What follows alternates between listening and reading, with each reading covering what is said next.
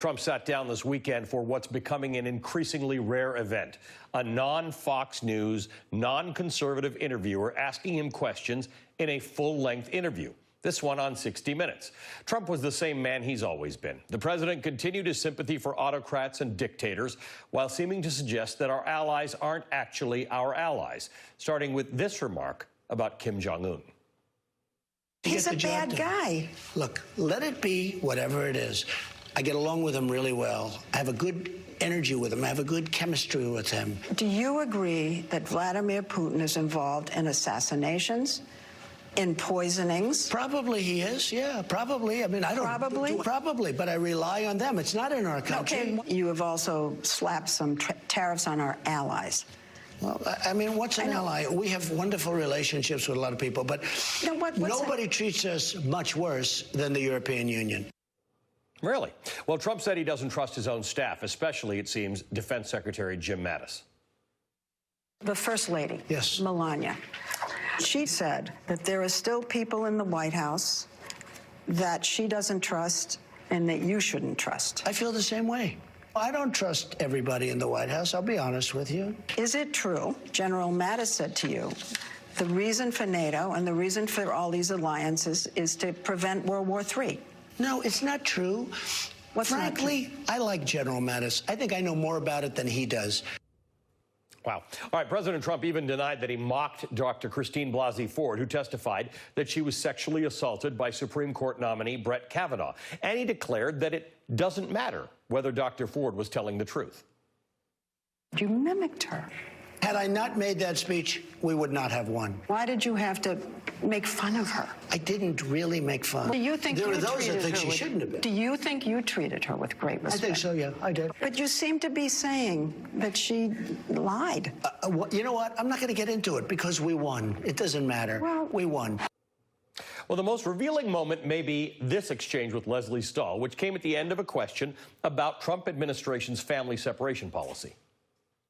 I'm just telling you that you treated me much differently on the subject. I disagree, but I don't want to have that fight with you. Hey, it's okay. We'll have another fight with you. Leslie, it's okay. In the meantime, I'm president and you're not.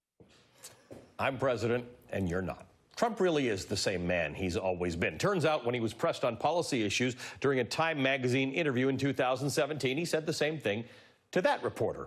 I can't be doing so badly because I'm president and you're not. Joining us now, Daniel Dale, Washington bureau chief at the Toronto Star, Jason Johnson, politics editor at theroot.com, and an MSNBC contributor. Welcome to both of you.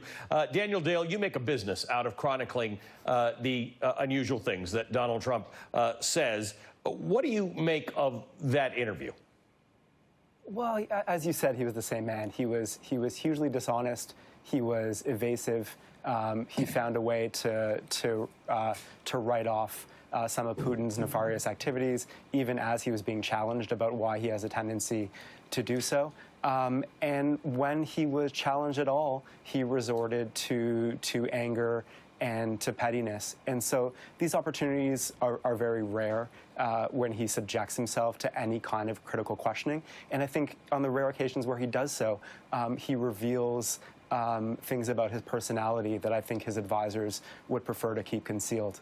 Jason, what do you think he does it for, though? Because he's not going to agree with anything Leslie Stahl says. He seems to relish the fight. Why even do these things? Because every second night there seems to be a MAGA rally somewhere in the country. And in between that, he deals with things like hurricane relief or dealing with the fact that the Saudis may have killed an American resident in the consulate, the embassy in Istanbul. Why does he even do these kinds of interviews?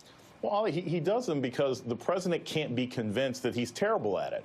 And every time, whether it was Lester Holt, whether it was Leslie Stahl, every time he does these interviews, he's like the guy under the camera and the closer. Like, he always looks so nervous, and he starts lying and fumbling around and attacking and being aggressive. I mean, none of these interviews give any functional information about how our government works, and they only provide insight, increased insight, as if we didn't know, that he is a petty, venal, racist, misogynistic man who is clearly beyond his gourd when it comes to trying to run the country. But he doesn't believe that about himself, at least for the hour or so it takes him to get into these interviews. But that's the whole point. I mean, he does it because he's an egomaniac, and he desperately thinks that one day he's going to do an interview where he doesn't come off as a proto-dictator monster, and that's never going to happen. Daniel Dale, he said a lot of interesting things that we didn't actually run here. One of them was a conversation, we heard a little bit about it, about Jim Mattis and what he thinks about Jim Mattis. He has always been very big on Mattis. We've heard lately that relationship may be starting to sour as Mattis speaks truth to him. Here's a little more of what he told Leslie Stahl. What about General Mattis? Is he going to leave? Well, I don't know. He hasn't told me that. I have a very good relationship with him. It could be that he is. I think he's sort of a Democrat, if you want to know the truth. The president didn't fully explain what that exactly means. He's sort of a Democrat, if you want to know the truth. He did not. I think there are two possibilities. One is that because Mattis is a rare figure in his orbit who does push back on his ideas, on his proposals, that he therefore thinks that Mattis is essentially part of the opposition. We know there are figures within the administration, who clash with Mattis themselves, and it's possible that they've persuaded Trump that Mattis is not really on his team. I think another possibility, though, is that Trump is sort of preparing the spin, doing some pre-spin for Mattis's eventual departure. We know that with numerous figures in his orbit, when they leave, he makes them sort of an unperson. Michael Cohen, different circumstances, but I had a lot of lawyers. Steve Bannon, he came onto the campaign very late, and so when they're leaving or about to leave, Trump tries to minimize their importance. And I think by calling Mattis a Democrat, he's telling his base, who needs this guy anyway? Jason, it's been some months where we've not seen the sort of results from North Korea that the president seems to want to convince the world he's had. He seems to have a completely different impression about how his summit with Kim Jong-un went and what it resulted in. Leslie Stahl asked him a bit more about why he seems to favor Kim Jong-un these days, the man he used to call Little Rocket Man. Here's that exchange. I want to read you his resume, okay? He presides over a cruel kingdom of repression, gulags, starvation, reports that he had his half-brother assassinated, slave labor, public executions. This is a guy you love. I know all these things. I mean, I'm not a baby. I know all these but things. why do you... I don't know what part of that stood out to you, Jason, the litany of things that Kim Jong-un did, or the quick response, I'm not a baby. The I'm not a baby got me first, because clearly the giant balloon babies are getting to the president, that he has said that multiple times throughout this interview, unprompted, although I don't know what kind of prompt makes you say I'm not a baby. But this is what I've always thought was important about North Korea. The president has embraced a cruel dictator, and the one thing that he could actually say is that his intervention in North Korea has probably sped up the peace process between the North and the South, and he could try and claim some semblance of credit for that because that is good for the entire region. But instead, he insists on demanding or claiming that he has led to a denuclearization of the North, and that hasn't happened. In fact, North Korea has pretty much spat in our faces on that main request, and he refuses to listen to the actual facts on the ground. But that's par for the course with this president, and no matter what logic he's faced with, he's still going to live in his own fantasy world, at least until the next time you ask him the question. Daniel, one of the things that are interesting is we're listening to this interview and clips from it, but what the president is doing and what has been announced again tonight is that he will have, I think on Monday, another rally in Houston. He really is having a rally every 2 or 3 nights now, and you're getting a lot more of Donald Trump unfiltered. It seems the staff doesn't bother attempting to control him anymore or control the message. We don't hear about John Kelly instructing him on how to do things anymore. This seems to be Donald Trump, campaign Trump. Is this, what are we seeing now? Yeah, we're seeing what Kellyanne Conway called Donald Trump in full.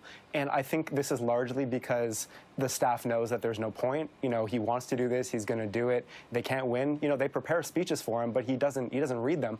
I think he's been doing somewhat better in recent weeks as the midterm has approached at staying on script, doing the kinds of attacks on local Democratic candidates in the states he goes to. That's what his advisors and the local campaigns want him to do. But then he gets, exercised about something, or he hasn't spoken in, 12 hours, and he needs to get something off his chest, and he does what he does. And so know, these lies are filled with, these rallies are filled with lies. They're filled with hyperbole. They're filled with pettiness. But this is what a lot of his base wants. And it's no coincidence that he's doing these rallies in red states where Democrats, especially Senate candidates, are endangered. He knows that by being Trump, he can motivate a certain segment of the electorate. And Jason, does this work in the days up to the midterm elections? The president said that he's the one he claims that he got everybody worked up, and he narrowed this enthusiasm gap with Republicans by coming out in full-throated defense of Brett Kavanaugh. Is this a continuation of that? Right. No, I don't think that the president ended up being the big difference maker with Brett Kavanaugh. That was going to happen anyway. It's like me trying to take credit for good weather in D.C. But I will say this. When it comes to the campaign trail, speaking to a Republican pollster earlier today, the president has a unique ability to raise the passion and the blood pressure of everyone around him. He is a force of nature. He gets Republicans excited. He gets Democrats furious. So he is effective to bring out in these campaigns, especially in these red states where you have to gin up support for Republicans who are running for Senate. I don't know necessarily that he does it well in blue states. I don't know if I would want him coming down and campaigning for me in Florida, because in any place outside of a red state, the negative backlash to Trump's appearance will probably overcome any of the positives of turning out a shrinking Republican base. All right. Thanks to you two for helping me analyze this tonight. My fellow Torontonian Daniel Dale and Jason Johnson. Thanks to both of you. Up next, what are